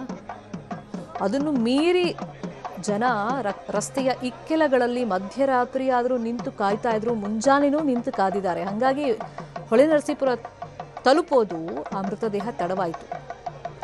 4 ಗಂಟೆಗೆ ಮುಂಜಾನೆ ತಲುಪಿರೋದು ಪಾರ್ಥಿವ ಶರೀರ ಹೊಳೆನರಸೀಪುರಕ್ಕೆ. ಆಗಲೂ ಅಷ್ಟೇ ಜನ ಆ ಸರತಿ ಸಾಲಲ್ಲಿ ನಿಂತ್ಕೊಂಡು ಕಾಯ್ತಾ ಇದ್ರು. ಅಂದರೆ ಅವ್ರ ಸ್ವಂತ ಊರಿಗೆ ಮೃತದೇಹವನ್ನು ತಂದಿದ್ದಾರೆ. ಸ್ವಂತ ಊರಿಗೆ ಸಾಕಷ್ಟು ಸಮಾಜಮುಖಿ ಕೆಲಸಗಳನ್ನು ಚೆನ್ನಮ್ಮ ಅವರು ಮಾಡಿಕೊಟ್ಟಿದ್ದಾರೆ. ನಾನಾಗಲೇ ಹೇಳ್ತಾ ಇದ್ದೆ, ದೇವಸ್ಥಾನದ ಜೀರ್ಣೋದ್ಧಾರಗಳಾಗಿರ್ಬೋದು, ಅಂಗನವಾಡಿ ಅಂತ ಕೇಂದ್ರಗಳನ್ನು ತೆರೆಯೋದಕ್ಕೆ ಸಹಾಯ ಮಾಡಿದ್ದಾರೆ. ಶೈಕ್ಷಣಿಕವಾಗಿ ಸುಮಾರು ಜನರಿಗೆ ಸಹಾಯ ಮಾಡಿದ್ದಾರೆ. ಮತ್ತು ದೇವೇಗೌಡರು ಕುಟುಂಬ ಅಂತಂದರೆ ಕೆಲಸ ಕೊಡಿಸುವಂಥ ನಿಟ್ಟಿನಲ್ಲಿ ಯಾವತ್ತೂ ಎತ್ತಿದ ಕೈ. ನನಗೆ ಕೆಲಸ ಬೇಕು ಅಂತ ಯಾರು ಹೋದರೂ ಕೂಡ ಅವರಿಗೆ ಸುಮ್ಮನೆ ಅವರಿದ್ದಾರೆ ಅಂತ ಹೇಳಿ ಅವರಿಗೆ ಸಮಾಧಾನ ಮಾಡಿ ಕಳಿಸೋದು ಅಥವಾ ಮಾತಾಡಿದ್ದೀನಿ ಮುಂದೆ ಹೇಳ್ತಾರೆ ಹೋಗು ಅಂಥದ್ದೇನಿಲ್ಲ. ಕೆಲಸ ಕೊಡಿಸೇ ವಾಪಸ್ ಕಳಿಸಿರೋದು. ಅಂತಹ ಉದಾಹರಣೆಗಳು ಸಾಕಷ್ಟಿದೆ, ಎಸ್ಪೆಷಲಿ ಸರ್ಕಾರಿ ಕೆಲಸಗಳು. ಹಾಗಾಗಿ ಕೆಲಸ ಕೊಡಿಸಿರುವಂಥ ಹೆಗ್ಗಳಿಕೆ ದೇವೇಗೌಡರು ಕುಟುಂಬಕ್ಕಿದೆ. ಆ ರೀತಿ ಕೆಲಸ ಪಡ್ಕೊಂಡವರು ಕೂಡ ಈ ಕ್ಷಣದಲ್ಲಿ ಒಂದು ಅಂತಿಮ ನಮನವನ್ನು ಸಲ್ಲಿಕೆ ಮಾಡಬೇಕು ಅಂತ ಹೇಳಿ ಸಾಗರೋಪಾದಿಯಲ್ಲಿ ಬಂದಿದ್ದಾರೆ. ಬಹುತೇಕರು ಆ ಅಭಿಮಾನದಿಂದಲೇ ಬಂದಿರೋರಲ್ಲಿ. ಅವ್ರ ಕುಟುಂಬದಿಂದ ನಮಗೇನೋ ಒಂದು ಸಹಾಯ ಆಗಿದೆ, ಅವ್ರ ಕುಟುಂಬ ಈಗ ದುಃಖದಲ್ಲಿದೆ. ಈ ಸಂದರ್ಭದಲ್ಲಿ ಭಗವಂತ ಅವರಿಗೆ ಆ ದುಃಖ ಭರಿಸುವಂಥ ಶಕ್ತಿಯನ್ನು ಕೊಡಬೇಕು. ಆ ದುಃಖದಲ್ಲಿ ನಾವು ಪಾಲುದಾರರು ಅಂತ ಹೇಳಿ ಜನ ಸಾಗರೋಪಾದಿಯಲ್ಲಿ ಬಂದಿದ್ದಾರೆ. ಮನೆಯಿಂದ ಪಾರ್ಥಿವ ಶರೀರದ ಮೆರವಣಿಗೆ ಈಗ ಆರಂಭ. ದಾರಿಯುದ್ದಕ್ಕೂ ಮಳೆಯನ್ನು ಗೈತಾ ಇದ್ದಾರೆ. ದೇವೇಗೌಡರು ಬಹಳ ದುಃಖ ತಪ್ತರಾಗಿದ್ದಾರೆ. ಈ ಸಂದರ್ಭದಲ್ಲಿ ಎಷ್ಟೇ ಸಮಾಧಾನ ಮಾಡಿದ್ರೂ ಕೂಡ ಅದೊಂದು ದುಃಖ, ನೋವು ಅನ್ನೋದಿದೆಯಲ್ಲ, ಅದು ಸಹಿಸಿಕೊಳ್ಳೋಕೆ ಆಗೋದೇ ಇಲ್ಲ. ಕಾರಣ 72 ವರ್ಷಗಳ ಕಾಲ ಸುದೀರ್ಘ ದಾಂಪತ್ಯ ಜೀವನವನ್ನು ನಡೆಸ್ತವರು. ದೇವೇಗೌಡರ ಅತ್ಯುನ್ನತ ಪದವಿಗೂ ಕೂಡ ಚೆನ್ನಮ್ಮ ಅವರು ಬೆನ್ನೆಲುಬಾಗಿ ನಿಂತಿದ್ದಕ್ಕೆ ಅದು ದಕ್ಕಿದ್ದು. ರಾಜಕಾರಣದಲ್ಲಿ ಅಷ್ಟೊಂದು ದೇವೇಗೌಡರು ಚಾಣಾಕ್ಯ ಅಂತ ಹೆಸರು ಪಡೆಯೋದಕ್ಕೆ ಒಂದು ಸ್ಟ್ರೆಂತ್ ಅಂತ ಕೊಟ್ಟಿದ್ದೆ ಚೆನ್ನಮ್ಮ ಅವರು ಅಂದರೆ ತಪ್ಪಾಗೋದಿಲ್ಲ. ಅವರು ಅನಾರೋಗ್ಯಕ್ಕೀಡಾದರು ಅಂತ ಗೊತ್ತಾದಾಗಿನಲ್ಲೂ ಕೂಡ ದೇವೇಗೌಡರು ಗದ್ಗದಿತರಾಗಿದ್ದಾರೆ, ಒಂಥರ ದಿಕ್ಕು ತೋಚದ ಪರಿಸ್ಥಿತಿ ಅಂತಾರಲ್ಲ. ರಾಜಕಾರಣವಾಗಿ ಎಷ್ಟೇ ಸಕ್ಸಸ್ ಆಗಿದ್ರು ಕೂಡ ವೈಯಕ್ತಿಕ ಜೀವನ ಅಂತ ಬಂದಾಗ ಇಷ್ಟು ವರ್ಷಗಳ ಕಾಲ, 72 ವರ್ಷ ಅಂದರೆ 7 ದಶಕಗಳ ಕಾಲ ಸಾಮಾನ್ಯದ ಮಾತು ಖಂಡಿತ ಅಲ್ಲ. ತನ್ನ ಬಹುಕಾಲದ ಸಂಗಾತಿ ಇನ್ನಿಲ್ಲ ಅಂತ ಗೊತ್ತಾದಾಗ ಸಹಜವಾಗಿ ದೇವೇಗೌಡರು ಕೂಡ ಕುಗ್ಗಿ ಹೋಗಿದ್ದಾರೆ. ಮತ್ತು ಅವ್ರ ಬಾಂಧವ್ಯ ಎಷ್ಟು ಗಟ್ಟಿ ಇತ್ತು ಅನ್ನೋದಕ್ಕೆ ಸಾಕ್ಷಿ ನೋಡಿ. ಮೊನ್ನೆ ದೇವೇಗೌಡರು ಮನೆಯಿಂದ ಬರೋ ತನಕನೂ ಕೂಡ ಚೆನ್ನಮ್ಮ ಅವ್ರ ಜೀವ ತನ್ನ ಗಂಡನಿಗಾಗಿ ಕಾದು ಕುಳಿತಿತ್ತು. ಹೊಸ ಸೀರೆ ತಂದು ಹಣೆ ಕುಂಕುಮ ಇಟ್ಟು ಅರಶಿನ ಹಚ್ಚಿ ಹೂ ಮುಡಿಸ್ತಾ ಇದ್ದಂಗೆ ಮತ್ತು ದೇವಸ್ಥಾನದಿಂದ ತಂದಂಥ ತೀರ್ಥವನ್ನು ಕೊಡ್ತಾ ಇದ್ದಂಗೆ ಅವರಿಗೆ ಪ್ರಾಣವನ್ನು ಬಿಟ್ಟಿದ್ದಾರೆ. ಅವರ ಕೈ ಹಿಡ್ಕೊಂಡೇ ಪ್ರಾಣವನ್ನು ಬಿಟ್ಟಿದ್ದಾರೆ ಅಂತಲೂ ಮಾಹಿತಿಗಳಿದೆ ಆಸ್ಪತ್ರೆಯಲ್ಲಿ. ಸೊ ಇವತ್ತು ಅಷ್ಟೇ ಹೊಸ ಸೀರೆಯನ್ನು ದೇವೇಗೌಡರು ಕೊಟ್ಟಾಗ ಅವರ ಪತ್ನಿಯ ಪಾರ್ಥಿವ ಶರೀರಕ್ಕೆ ಉಡಿಸೋದಕ್ಕೆ ಆಗಲೂ ಬಹಳ ದುಃಖವನ್ನು ವ್ಯಕ್ತಪಡಿಸಿದ್ದಾರೆ ಅಂತ ಹೇಳಿ ಮಾಹಿತಿ ಇದೆ. ಸಾಕಷ್ಟು ಜನ ದೇವೇಗೌಡರ ಆಶೀರ್ವಾದವನ್ನು ಪಡಿತಾ ಇದ್ದಾರೆ, ಅವ್ರಿಗೆ ಧೈರ್ಯ ತುಂಬುವಂಥ ಕೆಲಸ ಮಾಡ್ತಾ ಇದ್ದಾರೆ. ಆದರೆ ಅದೊಂದು ನೋವಿರುತ್ತಲ್ಲ, ಬಹುಕಾಲದ ಸಂಗಾತಿ, 72 ವರ್ಷ ದಾಂಪತ್ಯ ಜೀವನ ಮಾಡಿದ್ದಾರೆ, ಪ್ರತಿಯೊಂದು ಏಳು ಬೀಳುಗಳನ್ನು ಕಣ್ಣಾರೆ ಹತ್ತಿರದಿಂದ ನೋಡಿದ್ದಾರೆ. ಬಹಳಷ್ಟು ಧೈರ್ಯವನ್ನು ಆ ಸಂದರ್ಭದಲ್ಲಿ ಚೆನ್ನಮ್ಮ ಅವರು ತುಂಬಿದ್ದಾರೆ. ಅಲ್ಲಿ ಎಷ್ಟೋ ಸಂದರ್ಭದಲ್ಲಿ ತಮ್ಮ ಒಡವೆಯನ್ನು ಮಾರಿ ಆರ್ಥಿಕವಾಗಿಯೂ ಕೂಡ ದೇವೇಗೌಡರಿಗೆ ಸಹಾಯ ಮಾಡಿದ್ದಾರೆ ಚೆನ್ನಮ್ಮ ಅವರು. ಕೇವಲ ಸುಖ ಬಂದಾಗ ಮಾತ್ರ ಅಲ್ಲ, ಆರಂಭದ ದಿನಗಳಿಂದಲೂ ಕೂಡ ಕಷ್ಟದ ದಿನಗಳಿಂದಲೂ ಕೂಡ ಚೆನ್ನಮ್ಮ ಅವರು ಒಂದು ಸ್ಟ್ರೆಂತ್ ಆಗಿದ್ರು ದೇವೇಗೌಡರಿಗೆ. ಹಾಗಾಗಿ ಆ ಹಿರಿಯ ಜೀವ ಕೂಡ ಈಗ ಕುಗ್ಗಿ ಹೋಗಿದೆ ಚೆನ್ನಮ್ಮ ಅವರು ಇನ್ನಿಲ್ಲ ಅಂತ ಗೊತ್ತಾದಾಗಿನಿಂದ. ಆದರೆ ಮುಂದಿನ ಕಾರ್ಯಗಳು ನಡೀಬೇಕು, ಅದರ ಕುಟುಂಬಸ್ಥರು ಗಮನವನ್ನು ಹರಿಸಿದ್ದಾರೆ. ಇದೀಗ ಅಂತಿಮ ಪಯಣ ಚೆನ್ನಮ್ಮ ಅವರದ್ದು ಆರಂಭ ಆಗಿದೆ. ಕಣ್ಣು ಹಾಯಿಸಿದಲ್ಲೆಲ್ಲ ಈಗ ಜನ ಜನ ಜನ. ಚೆನ್ನಮ್ಮ ಅವರ ಅಂತಿಮ ದರ್ಶನವನ್ನು ಜನ ಪಡಿತಾ ಇದ್ದಾರೆ, ಅಂತಿಮ ನಮನವನ್ನು ಸಲ್ಲಿಸ್ತಾ ಇದ್ದಾರೆ. ಇದಕ್ಕೂ ಮುಂಚಿತವಾಗಿ ಕುಟುಂಬಸ್ಥರು ಅವರ ಪಾರ್ಥಿವ ಶರೀರಕ್ಕೆ ಪೂಜೆಯನ್ನು ನೆರವೇರಿಸಿದ್ರು. ಒಕ್ಕಲಿಗ ಸಂಪ್ರದಾಯದಂತೆ ಹೊಸ ಸೀರೆ ಉಡಿಸಿ, ಹಣೆಗೆ ಕುಂಕುಮ ಇಟ್ಟು, ಅರಿಶಿನ ಹಚ್ಚಿ, ಹೂವನ್ನು ಮುಡಿಸಿ ಕೆಲವೊಂದು ವಿಧಿವಿಧಾನಗಳನ್ನು ನೆರವೇರಿಸಿದ್ದಾರೆ. ಈಗ ಸೀದಾ ಮೆರವಣಿಗೆ ಮುಖೇನ ಅಂತ್ಯ ಸಂಸ್ಕಾರ ನಡೆಯುವಂಥ ಜಾಗಕ್ಕೆ ಈ ಪಾರ್ಥಿವ ಶರೀರವನ್ನು ಕೊಂಡೊಯ್ಯಲಾಗುತ್ತೆ. ಹಾಸನ ಜಿಲ್ಲೆಯಾದ್ಯಂತ ಜನ ಅಲ್ಲಿ ಸೇರಿದ್ದಾರೆ. ಕೇವಲ ಹೊಳೆನರಸೀಪುರ ಮಾತ್ರ ಅಲ್ಲ, ಯಾಕಂದರೆ ದೇವೇಗೌಡರ ಕುಟುಂಬ ಹಾಸನ ಜಿಲ್ಲೆಗೆ ಅಪಾರವಾದಂಥ ಕೊಡುಗೆಗಳನ್ನು ಕೊಟ್ಟಿದೆ. ಆ ಕೊಡುಗೆಗಳಲ್ಲಿ ಕೆಲವೊಂದು ಪಾಲು ಚೆನ್ನಮ್ಮ ಅವ್ರಿಗೂ ಸೇರುತ್ತೆ. ಯಾಕಂದರೆ ತೀರಾ ರಾಜಕಾರಣಿಗಳು ಜನಸಾಮಾನ್ಯರ ಕೈಗೆ ಕೆಲವೊಂದು ಸತಿ ಸಿಗದೇ ಇರ್ಬೋದು. ಹೇಳ್ತಾರಲ್ಲ, ಫ್ಯಾಮಿಲಿಲಿ ಯಾರಾದರೂ ಸಿಕ್ಕಾಗ ಸ್ವಲ್ಪ ನೀವು ರೆಕಮೆಂಡ್ ಮಾಡಿ ಅಂತ. ಅದೇ ರೀತಿ ಚೆನ್ನಮ್ಮ ಅವರು ದೇವಸ್ಥಾನಗಳಿಗೆ ಅಥವಾ ಬೇರೆ ಬೇರೆ ಕಾರ್ಯಕ್ರಮಗಳಿಗೆ ಹೋದಾಗ ತುಂಬ ಜನ ಚೆನ್ನಮ್ಮ ಅವ್ರಿಗೆ ತಮ್ಮ ಅಹವಾಲು ಏನಿತ್ತು ಅಥವಾ ಸಮಸ್ಯೆ ಏನಿತ್ತು, ಏನು ಕೆಲಸ ಆಗಬೇಕು, ಅದನ್ನು ದಯವಿಟ್ಟು ಮಾಡಿಸ್ಕೊಡಿ ಅಂತ ಕೇಳಿದಾಗ ಅದನ್ನು ದೇವೇಗೌಡರಿಗಾಗಲಿ ಅಥವಾ ಅವ್ರ ಪುತ್ರರಿಗಾಗಲಿ ಅವ್ರ ಕಿವಿಗೆ ಚೆನ್ನಮ್ಮ ಹಾಕ್ತಾ ಇದ್ರಂತೆ. ಮತ್ತು ಆ ಕೆಲಸವನ್ನು ಮಾಡಿಸ್ಕೊಟ್ಟಿದ್ದಾರೆ ಕೂಡ, ಸಾಕಷ್ಟು ಕೆಲಸವನ್ನು. ಹಾಗಾಗಿ ಹಾಸನ ಜಿಲ್ಲೆಗೆ ಇಡೀ ನಾವು ಸೇರಿಸಿ ಹೇಳೋದಾದರೆ ದೇವೇಗೌಡರ ಫ್ಯಾಮಿಲಿ ಕೊಡುಗೆ ಸಾಕಷ್ಟಿದೆ. ಸಾಕಷ್ಟು ಸಮಾಜಮುಖಿ ಕೆಲಸಗಳನ್ನು ಮಾಡಿಸ್ಕೊಟ್ಟಿದ್ದಾರೆ. ಒಂದು ಋಣ ಅಂತ ಇರುತ್ತಲ್ಲ ಜನಕ್ಕೂ ಕೂಡ, ಮತ್ತು ಎಷ್ಟೋ ಜನ ಅವ್ರ ಮನೆಗೆ ಹೋಗಿ ಅನ್ನ ತಿಂದಿದ್ದಾರೆ, ಆ ಋಣನೂ ಇದೆ. ಹಾಗಾಗಿ ಕೊನೆಯ ಬಾರಿಗೆ ಚೆನ್ನಮ್ಮ ಅವರಿಗೆ, ದೊಡ್ಡಗೌಡರ ಕುಟುಂಬದ ಒಂದು ಶಕ್ತಿಗೆ ಅಂತಿಮ ನಮನ ಸಲ್ಲಿಸುವಂಥ ನಿಟ್ಟಿನಲ್ಲಿ ಸಾವಿರಾರು ಸಂಖ್ಯೆಯಲ್ಲಿ ಜನರನ್ನು ನಾವೀಗ ನೋಡ್ತಾ ಇದ್ದೀವಿ.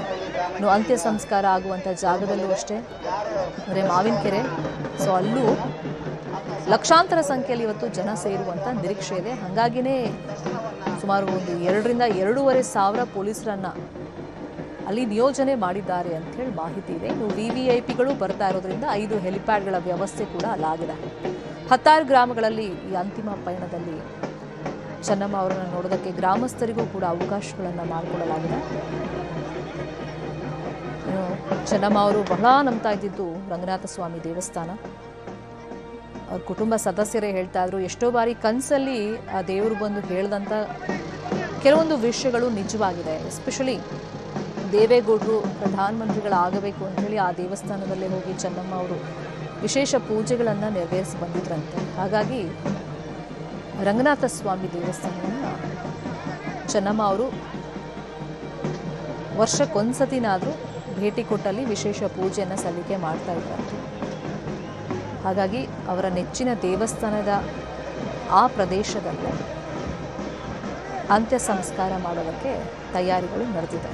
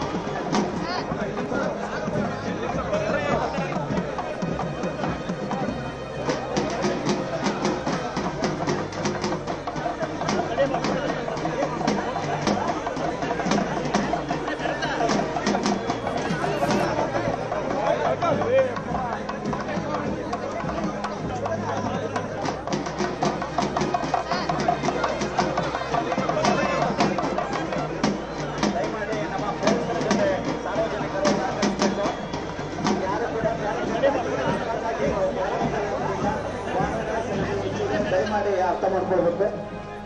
ಎಲ್ಲರೂ ಸಹ ಅಲ್ಲೇ ಇರೋ ಜಾಗದಲ್ಲಿ ದರ್ಶನವನ್ನು ಪಡೆದುಕೊಳ್ಳತಕ್ಕದ್ದು. ಹೆಚ್ಚಿನ ದರ್ಶನಕ್ಕಾಗಿ ಅರದಾಳಿ ಗ್ರಾಮಕ್ಕೆ ಹೋಗಿ ದರ್ಶನವನ್ನು ಪಡೆಯತಕ್ಕದ್ದು. ದಯಮಾಡಿ ಸಾರ್ವಜನಿಕ ಬಂಧುಗಳು ಸಹಕರಿಸಬೇಕು.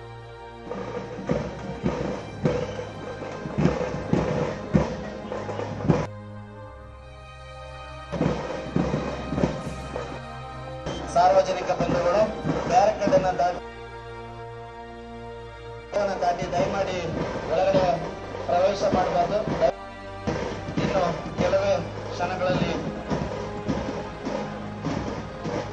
ತಾಯಿ ಚೆನ್ನಮ್ಮನವರ ಪಾರ್ಥಿವ ಶರೀರ ಆರದಹಳ್ಳಿ ಗ್ರಾಮದ ಕಡೆ ಸಾಗ್ತಾ ಇದೆ. ದಯಮಾಡಿ ಯಾರು ದರ್ಶನವನ್ನ ಪಡೆದುಕೊಂಡಿಲ್ಲ ಅಂತವರು ಅರದಹಳ್ಳಿ ಗ್ರಾಮಕ್ಕೆ ಹೋಗಿ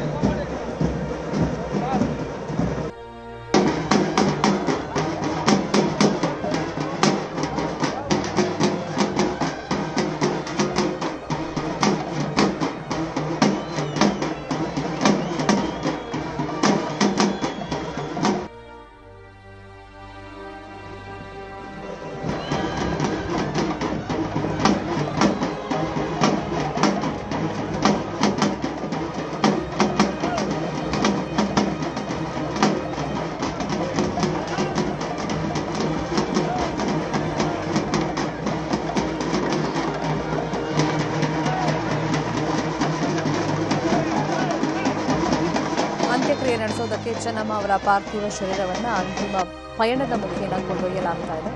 ಇನ್ನೊಂದು ಕಡೆ ದೇವೇಗೌಡರಿಗೆ ಗಣ್ಯರು ಹಾಗೆಯೇ ಹಾಸನ ಜಿಲ್ಲೆಯ ಜನ ಕೆಲವೊಬ್ಬರು ಬಂದು ಅಲ್ಲಿ ಸಾಂತ್ವನವನ್ನು ಹೇಳ್ತಾ ಇದ್ದಾರೆ. ವೈದ್ಯರು ಕೂಡ ಅವರಿಗೆ ಸಲಹೆ ಕೊಟ್ಟಿದ್ದಾರೆ, ಅವರ ಆರೋಗ್ಯದ ಕಡೆಗೆ ಹೆಚ್ಚು ಗಮನವನ್ನು ಈ ಸಂದರ್ಭದಲ್ಲಿ ಕೊಡಬೇಕು ಅಂತ. ಯಾಕಂದರೆ ವಯೋಸಹಜ ಕಾಯಿಲೆಯಿಂದ ದೇವೇಗೌಡರು ಕೂಡ ಬಳಲ್ತಾ ಇದ್ದಾರೆ ಮತ್ತು ಮಾನಸಿಕವಾಗಿ ಬಹಳಷ್ಟು ಆಘಾತ ಈ ಸಂದರ್ಭದಲ್ಲಿ ದೇವೇಗೌಡರಿಗೂ ಆಗಿರುತ್ತೆ. ಹಾಗಾಗಿ ವೈದ್ಯರು ಕೆಲವೊಂದಿಷ್ಟು ಸಲಹೆಗಳನ್ನು ಆರೋಗ್ಯದ ದೃಷ್ಟಿಯಿಂದ ಅವ್ರಿಗೂ ಕೂಡ ಈ ಸಂದರ್ಭದಲ್ಲಿ ಕೊಟ್ಟಿದ್ದಾರೆ.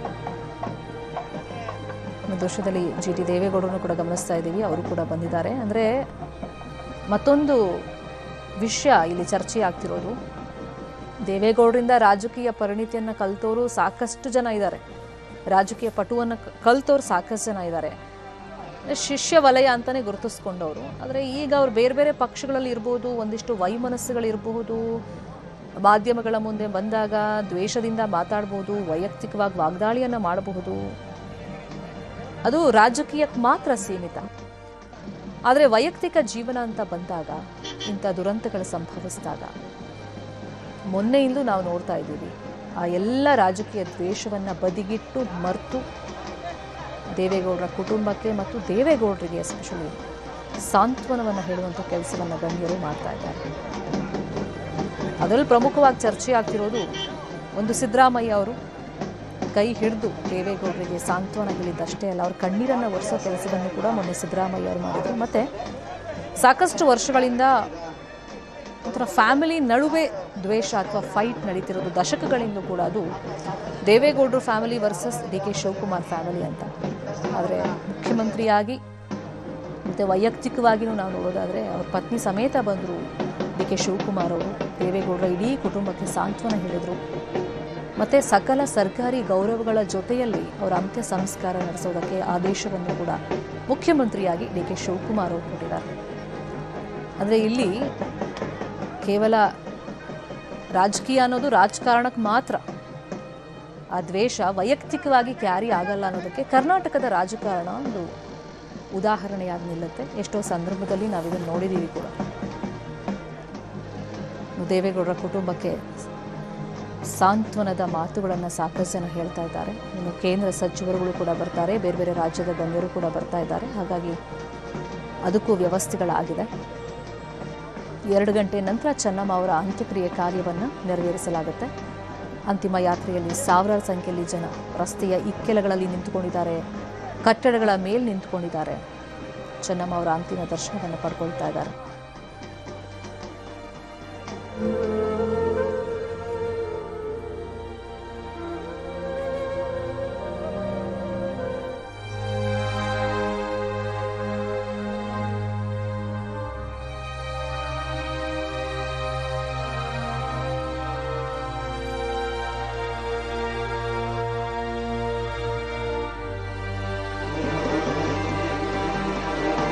ಚೆನ್ನಮ್ಮನವರ ಅಂತಿಮ ಪಯಣ ಅಂದರೆ ಅಂತಿಮ ಮೆರವಣಿಗೆಯನ್ನು ಗಮನಿಸ್ತಾ ಇದ್ದೀವಿ. ಸಾಕಷ್ಟು ಸಂಖ್ಯೆಯಲ್ಲಿ ಜನ ಆ ವಾಹನದ ಅಕ್ಕಪಕ್ಕ ನಿಂತಿದ್ದಾರೆ. ಇನ್ನು 2 ಗಂಟೆ ಹತ್ತತ್ರ ಅಲ್ಲಿ ಮೆರವಣಿಗೆ ಮುಖೇನ ಪಾರ್ಥಿವ ಶರೀರವನ್ನು ಕೊಂಡೊಯ್ಯಲಾಗುತ್ತೆ ಹರದನಹಳ್ಳಿಗೆ. ಸೊ ಇಲ್ಲಿ ಯಾರಿಗೆ ನೋಡೋದಕ್ಕೆ ಸಾಧ್ಯ ಆಗಿಲ್ಲ, ದಯವಿಟ್ಟು ಅವರೆಲ್ಲರೂ ಹರದನಹಳ್ಳಿಗೆ ಬನ್ನಿ ಅಂತಲೂ ಅಲ್ಲಿ ಸಾರ್ವಜನಿಕರಲ್ಲಿ ಮನವಿಯನ್ನು ಮಾಡಲಾಗಿದೆ. ರಂಗನಾಥ ಸ್ವಾಮಿ ಬೆಟ್ಟದ ತಪ್ಪಲಲ್ಲಿ ಅಂತ್ಯಕ್ರಿಯೆ ನಡೆಯೋದಕ್ಕೆ ತಯಾರಿಗಳಾಗಿದೆ. ದೇವೇಗೌಡರೇ ಆ ಸ್ಥಳವನ್ನು ಆಯ್ಕೆ ಮಾಡಿದ್ದು ಅಂತ ಕುಟುಂಬ ವಲಯದಿಂದಲೇ ಮಾಹಿತಿ ಇದೆ. ಒಂದು ಸ್ಮಾರಕ ನಿರ್ಮಾಣಕ್ಕೂ ಕೂಡ ಅಲ್ಲಿನ ರೈತರು ಜಾಗವನ್ನು ಬಿಟ್ಕೊಡ್ತಿದ್ದಾರೆ ಅಂತಲೂ ಮಾಹಿತಿಗಳಿದ್ದಾವೆ. ಅಂದರೆ ತಮ್ಮೂರಿಗೆ ಅನೇಕ ಕೊಡುಗೆಗಳನ್ನು ಕೊಟ್ಟಿದ್ದಾರೆ. ಇಂಥ ಮಹಾನ್ ತಾಯಿಗೆ ನಮ್ಮ ಕೈಲಾಗಿದ್ದೇನಾದರೂ ಒಂದು ಮಾಡಬೇಕಲ್ಲ, ಹಾಗಾಗಿ ಅವರ ನೆನಪುಗಳು ಚಿರಸ್ಥಾಯಿಯಾಗಿ ಉಳಿಬೇಕು ಅನ್ನೋ ಒಂದು ಕಾರಣದಿಂದಾಗಿ ಅವರ ಸ್ಮಾರಕ ನಿರ್ಮಾಣಕ್ಕೆ ರೈತರುಗಳು ಜಮೀನನ್ನು ಉಚಿತವಾಗಿ ಕೊಟ್ಟಿದ್ದಾರೆ. ಯಾವುದೇ ಹಣದ ಅಪೇಕ್ಷೆ ನಿರೀಕ್ಷೆಗಳಿಲ್ಲ. ಇನ್ನು ಅಂತಿಮ ಯಾತ್ರೆಯಲ್ಲಿ ಸಾವಿರಾರು ಜನ ಪಾಲ್ಗೊಂಡಿರೋದನ್ನು ಗಮನಿಸ್ತಾ ಇದ್ವಿ. ಅಂದರೆ ಚೆನ್ನಮ್ಮ ಅವರು ಮಾದರಿ ಗೃಹಿಣಿಯಾಗಿ ಮತ್ತು ಒಂದು ದೊಡ್ಡ ಕುಟುಂಬವನ್ನು ನಿರ್ವಹಣೆ ಹೇಗೆ ಮಾಡಬೇಕು ಅನ್ನೋದ ಕುರಿತಂತೆ ಒಂದು ಮಾದರಿಯಾಗಿದ್ದಾರೆ ಆ ವಿಷಯವಾಗಿಯೂ ಕೂಡ. ಈಗಿನ ಕಾಲದಲ್ಲಿ ಅಷ್ಟು ದೊಡ್ಡ ಕುಟುಂಬವನ್ನು ನೋಡೋದೇ ನಾವು ಕಡಿಮೆ. ಅದರಲ್ಲೂ ಒಟ್ಟಿಗೆ ಸುಮಾರು ವರ್ಷ ಬಾಳಿದ್ದಾರೆ ಅವರು. ಇತ್ತೀಚೆಗೆ ಬೇರೆ ಬೇರೆ ಮನೆ ಮಾಡಿಕೊಂಡು ಇರೋದು ಬಿಟ್ಟರೆ ಆಗೆಲ್ಲ ಒಟ್ಟಾಗೆ ಸಂಸಾರವನ್ನು ಮಾಡಿದವರು. ಆಗ ಅವ್ರು ನಿರ್ವಹಣೆ ಮಾಡಿದಂಥ ರೀತಿ, ಮಕ್ಕಳಿಗೆ, ಅಳಿಯಂದ್ರಿಗೆ ಅಥವಾ ಸೊಸೆಯಂದ್ರಿಗೆ ಅವ್ರು ಕೊಟ್ಟಂಥ ಕೆಲವೊಂದು ಸಲಹೆಗಳಿರ್ಬೋದು, ಸಂಸಾರವನ್ನು ತೂಗಿಸ್ಕೊಂಡು ಹೋಗೋದು ಅಂತಾರಲ್ಲ, ಅದರಲ್ಲಿ ಈ ದೊಡ್ಡ ಮನೆಯಲ್ಲಿ ಚೆನ್ನಮ್ಮ ಅವರ ಪಾತ್ರ ಮಹತ್ವದ್ದಾಗಿತ್ತು.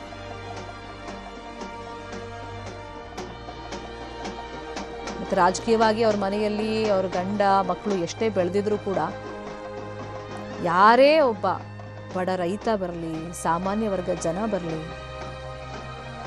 ಫಸ್ಟ್ ಅವ್ರು ಕೇಳ್ತಾ ಇದ್ದಿದ್ದು ನಿಮ್ಮ ಕೆಲಸ ಏನು ಅನ್ನೋಕ್ಕೂ ಮುಂಚಿತವಾಗಿ ಊಟ ಮಾಡಿದ್ರಾ, ತಿಂಡಿ ತಿಂದ್ರಾ, ಈ ಮಾತುಗಳನ್ನು. ಹಾಗಾಗಿ ಅವ್ರನ್ನ ಸಾಕ್ಷಾತ್ ಅನ್ನಪೂರ್ಣೇಶ್ವರಿ ಅಂತಲೂ ಸಾಕಷ್ಟು ಜನ ಕರೆದಿದ್ದಿದೆ. ಎಷ್ಟೋ ಜನ ಮೊನ್ನೆಯಿಂದ ಅವರ ನೆನಪುಗಳನ್ನು ಮೆಲುಕು ಹಾಕ್ತಿರೋದು, ಹೇಳ್ತಾ ಇರೋದು. ಒಂದು ಮನೆಗೆ ಮಕ್ಕಳು ಹೋದಂಥ ಸಂದರ್ಭದಲ್ಲಿ ತಾಯಿ ಯಾವ ರೀತಿ ನೋಡ್ಕೊಳ್ತಾರೆ ಅದೇ ರೀತಿ ಚೆನ್ನಮ್ಮ ನೋಡ್ಕೊಳ್ತಾ ಇದ್ರು. ಮತ್ತು ಮಹಾನ್ ದೈವ ಭಕ್ತೆಯಾಗಿದ್ರು. ವಿಶೇಷ ರೀತಿಯಲ್ಲಿ ಪೂಜೆ ಪುನಸ್ಕಾರಗಳನ್ನು ಮಾಡಿಸ್ತಾ ಇದ್ರು. ಅಂದರೆ ದೇವೇಗೌಡರು ಫ್ಯಾಮಿಲಿ ಅಂದ್ರೇ ದೇವರನ್ನು ಅತಿಯಾಗಿ ನಂಬ್ತಾರೆ. ಅದರಲ್ಲೂ ಚೆನ್ನಮ್ಮ ಅವರು ನಮ್ಮ ದಿನದ ಬಹುಪಾಲು ಸಮಯವನ್ನು ದೇವರ ಪೂಜೆಗೆ, ದೇವರ ಪ್ರಾರ್ಥನೆಗೆ, ಮಂತ್ರಗಳನ್ನು ಹೇಳೋದಕ್ಕೆ ಅಂತಾನೆ ಮೀಸಲಾಗಿಡ್ತಾ ಇದ್ರು. ಇವತ್ತಿಗೂ ಆಶ್ಚರ್ಯ ಆಗುತ್ತೆ, ಯಾಕಂದರೆ ಇತ್ತೀಚಿನ ದಿನಗಳ ತನಕನೂ ಕೂಡ ಅವ್ರು ಪೂಜೆ ಮಾಡುವಾಗ ಲಲಿತ ಸಹಸ್ರನಾಮ, ವಿಷ್ಣು ಸಹಸ್ರನಾಮ, ಹೀಗೆ ಬೇರೆ ಬೇರೆ ಮಂತ್ರಗಳನ್ನು ನಿರರ್ಗಳವಾಗಿ ಪಠಿಸ್ತಾ ಇದ್ರು. ಅದು ನೋಡ್ದೆಲೆ ಅಂದರೆ ಅಷ್ಟರ ಮಟ್ಟಿಗೆ ದೇವರ ಪೂಜೆಯಲ್ಲಿ ತನ್ನನ್ನು ತಾನು ತೊಡಗಿಸಿಕೊಂಡವರು ಚೆನ್ನಮ್ಮ ಅವರು. ಕುಟುಂಬದವರಲ್ಲೊಂದು ಆಶಾಭಾವನೆ ಇತ್ತು. ಉಸಿರಾಟ ಸಮಸ್ಯೆ, ಬೇರೆ ಎಲ್ಲ ಆರ್ಗನ್ಸ್ ಚೆನ್ನಾಗಿದೆ ಅಂತ ಡಾಕ್ಟರ್ಗಳು ಹೇಳಿದಾಗ ಸ್ವಲ್ಪ ರಿಕವರಿ ನಿಧಾನ ಆಗ್ಬೋದು, ಆದರೆ ಬದುಕಿ ಮನೆಗೆ ವಾಪಸ್ ಬರ್ತಾರೆ ಅಂತ ಕುಟುಂಬಸ್ಥರು ಅಂದ್ಕೊಂಡಿದ್ರು. ಮತ್ತು ದೇವರಲ್ಲೂ ಕೂಡ ಪ್ರಾರ್ಥನೆಗಳನ್ನು ಇಟ್ಟಿದ್ರು. ಆದರೆ ಅದು ಸಾಧ್ಯವಾಗಿಲ್ಲ. ಉಸಿರಾಟದ ಸಮಸ್ಯೆಯಿಂದ ಆಸ್ಪತ್ರೆಗೆ ಸೇರಿದಂಥ ಚೆನ್ನಮ್ಮ ಆ ಉಸಿರನ್ನೇ ನಿಲ್ಲಿಸ್ಬಿಟ್ಟಿದ್ದಾರೆ. ಆ ಫ್ಲೈಓವರ್ ಮೇಲೆ ನಿಂತ್ಕೊಂಡು ಜನ ಅಂತಿಮ ಪಯಣವನ್ನು ವೀಕ್ಷಣೆ ಮಾಡ್ತಾ ಇದ್ದಾರೆ, ದೃಶ್ಯದಲ್ಲಿ ಗಮನಿಸ್ತಾ ಇದ್ದೀವಿ. ಮತ್ತು ರೈಲ್ವೆ ಹಳಿ ಪಕ್ಕದಲ್ಲೂ ನಿಂತುಕೊಂಡು ಜನ ಅಂತಿಮ ಪಯಣವನ್ನು ಅಂದರೆ ಚೆನ್ನಮ್ಮ ಅವರ ಅಂತಿಮ ದರ್ಶನವನ್ನು ಪಡ್ಕೊಳ್ತಾ ಇದ್ದಾರೆ. ಈಗ ನಿರೀಕ್ಷೆಗಳಿರೋದು 2 ಗಂಟೆ ಹತ್ತತ್ರ ಹರದನಹಳ್ಳಿಗೆ ಅಂದರೆ ಮಾವಿನ ಕೆರೆಗೆ ಈ ಪಾರ್ಥಿವ ಶರೀರ ಮೆರವಣಿಗೆ ಮುಖೇನ ಸಾಗಿ ಬರುತ್ತೆ ಅಂತ. ಇನ್ನು 2:15ರಿಂದ 4:15 ಒಳಗೆ ಅಂತ್ಯಕ್ರಿಯೆಯನ್ನು ಮಾಡೋದಕ್ಕೆ ಕುಟುಂಬಸ್ಥರು ಎಲ್ಲ ತಯಾರಿಗಳನ್ನು ಮಾಡಿಕೊಂಡಿದ್ದಾರೆ. ಇಲ್ಲಿ ವಾಸ್ತು ಪ್ರಕಾರ ಮತ್ತು ದೈವ ಭಕ್ತಿಯಾಗಿದ್ದಂಥ ಚೆನ್ನಮ್ಮ ಅವರಿಗೆ ಕೆಲವೊಂದು ವಿಶೇಷ ವಿಧಿವಿಧಾನಗಳಿಂದ ಅಂತ್ಯ ಸಂಸ್ಕಾರ ಮಾಡೋದಕ್ಕೆ ಕುಟುಂಬಸ್ಥರು ತಯಾರಿಗಳನ್ನು ಮಾಡಿಕೊಂಡಿದ್ದಾರೆ. ಅದರಂತೆ ಬೇರೆ ಬೇರೆ ಭಾಗದಿಂದ ಪುರೋಹಿತರನ್ನು ಕೂಡ ಈಗ ಕರೆಸಲಾಗಿದೆ. ಆಗಲೇ ಒಬ್ಬರು ಮಾತಾಡ್ತಾ ಹೇಳ್ತಾ ಇದ್ರು, ತಿರುಮಲದಿಂದ ಬಂದಿದ್ದಾರೆ, ಶ್ರೀರಂಗಪಟ್ಟಣದಿಂದ ಬಂದಿದ್ದಾರೆ, ಬೆಂಗಳೂರಿಂದ ಬಂದಿದ್ದಾರೆ. ಈಗ ಬೇರೆ ಬೇರೆ ಭಾಗಗಳಿಂದ ಅಲ್ಲಿ ಪುರೋಹಿತರನ್ನು ಕರೆಸಲಾಗಿದೆ.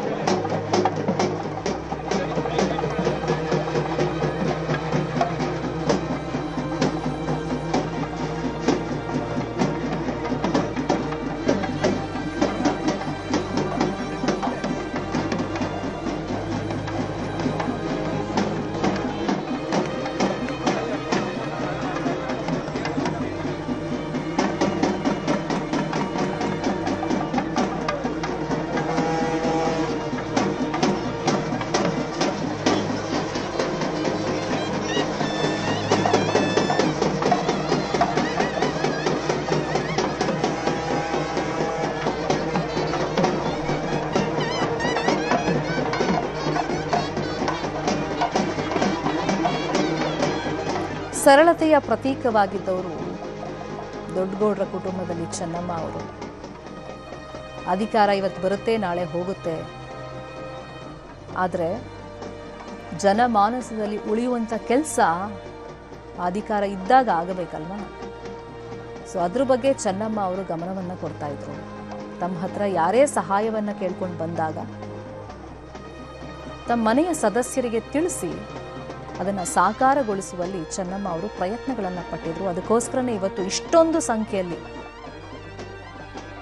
ಜನ ಅವರನ್ನು ನೋಡೋದಕ್ಕೆ ಬರ್ತಾ ಇದ್ದಾರೆ, ಅಂತಿಮ ನಮನವನ್ನು ಸಲ್ಲಿಸ್ತಾ ಇದ್ದಾರೆ, ಅವರನ್ನು ಹಾಡಿ ಹೊಗಳುತ್ತಾ ಇದ್ದಾರೆ. ಮತ್ತು ಇಡೀ ಕುಟುಂಬದ ನಿರ್ವಹಣೆ ತಮಾಷೆ ಮಾತಲ್ಲ. ಇದು ದೊಡ್ಡ ಕುಟುಂಬ ಇದ್ದಾಗ ಅದರ ನಿರ್ವಹಣೆ ಮಾಡೋದು, ಆ ನಿರ್ವಹಣೆಯನ್ನು ಬಹಳ ಜವಾಬ್ದಾರಿಯುತವಾಗಿ ಅತ್ಯಂತ ಯಶಸ್ವಿಯಾಗಿ ಚೆನ್ನಮ್ಮ ಅವರು ನಿಭಾಯಿಸಿದ್ದಾರೆ. ಒಬ್ಬ ಮಾದರಿ ಗೃಹಿಣಿ ಹೇಗಿರಬೇಕು, ಕುಟುಂಬದ ಬೆನ್ನೆಲುಬಾಗಿ ಹೇಗೆ ತಮ್ಮ ಕರ್ತವ್ಯಗಳನ್ನು ಮಾಡಬೇಕು ಅಂತ ಹೇಳಿ ಚೆನ್ನಮ್ಮ ಅವರು ಸಮಾಜಕ್ಕೆ ತೋರಿಸ್ಕೊಟ್ಟಿದ್ದಾರೆ. ತಮ್ಮ ಕೈಲಾದ ಸಹಾಯವನ್ನು ಮಾಡಿದ್ದಾರೆ. ಎಷ್ಟೋ ಸಂದರ್ಭದಲ್ಲಿ ಸಹಾಯ ಅಂದರೆ ಸರ್ಕಾರದಿಂದ ಸಹಾಯ ಆಗದೇ ಇದ್ದಾಗ ತಮ್ಮ ವೈಯಕ್ತಿಕ ದುಡ್ಡಿಂದ ಚೆನ್ನಮ್ಮ ಅವರು ಅದನ್ನು ಮಾಡಿಕೊಟ್ಟಿದ್ದಾರೆ. ಅದನ್ನು ಜನ ಇವತ್ತು ನೆನಪು ಮಾಡ್ಕೊಳ್ತಾ ಇದ್ದಾರೆ. ಅದಕ್ಕೆ ಎಸ್ಪೆಷಲಿ ದೇವಸ್ಥಾನದ ಜೀರ್ಣೋದ್ಧಾರ ಇರ್ಬೋದು, ಶಾಲೆಯ ಕೆಲಸ ಇರ್ಬೋದು, ಶೈಕ್ಷಣಿಕವಾಗಿ ವಿದ್ಯಾರ್ಥಿಗಳಿಗೆ ಅನುಕೂಲ ಆಗಬೇಕು ಅಂಥೇಳಿ ತಮ್ಮ ಕೈಲಾದ ಸಹಾಯವನ್ನು, ವೈಯಕ್ತಿಕವಾಗಿ ಧನ ಸಹಾಯವನ್ನು ಚೆನ್ನಮ್ಮ ಅವರು ಮಾಡಿದ್ದಾರೆ. ಅದನ್ನು ಜನ ಇವತ್ತು ನೆನಪು ಮಾಡ್ಕೊಳ್ತಾ ಇದ್ದಾರೆ. ಇನ್ನು ದೇವೇಗೌಡರ ಆರಂಭದ ದಿನಗಳಲ್ಲಿ ಅಂದರೆ ದೇವೇಗೌಡರು ಒಂದು ಬಡ ಫ್ಯಾಮಿಲಿಯಿಂದ ಬಂದವರು, ಆಗ ಪಟೇಲ್ರ ಮಗಳಾಗಿದ್ದವರು ಚೆನ್ನಮ್ಮ ಅವರು. ಅಂದರೆ ಸ್ವಲ್ಪ ಸ್ಥಿತಿವಂತರಾಗಿದ್ದರು ದೇವೇಗೌಡರಿಗೆ ಕಂಪೇರ್ ಮಾಡಿದಾಗ. ಆಗಲೂ ಯಾವುದೇ ಹಮ್ಮು ಬಿಮ್ಮುಗಳಿಲ್ಲದೆ ತನ್ನ ಪತಿಯ ಒಂದು ಏಳಿಗೆಗಾಗಿ ತನ್ನ ಹತ್ರ ಇದ್ದ ಒಡವೆಗಳನ್ನು ಮಾರಿ ಆ ಹಣದಿಂದ ತಮ್ಮ ಕುಟುಂಬ ನಿರ್ವಹಣೆ ಮಾಡಿ, ಒಂದಿಷ್ಟು ಜಮೀನಿರ್ಬೋದು ಅಥವಾ ದೇವೇಗೌಡರು ರಾಜಕೀಯವಾಗಿ ಬೆಳೆಯೋದಕ್ಕೆ ಸಹಾಯ ಮಾಡಿದವರು ಚೆನ್ನಮ್ಮ ಅವರು.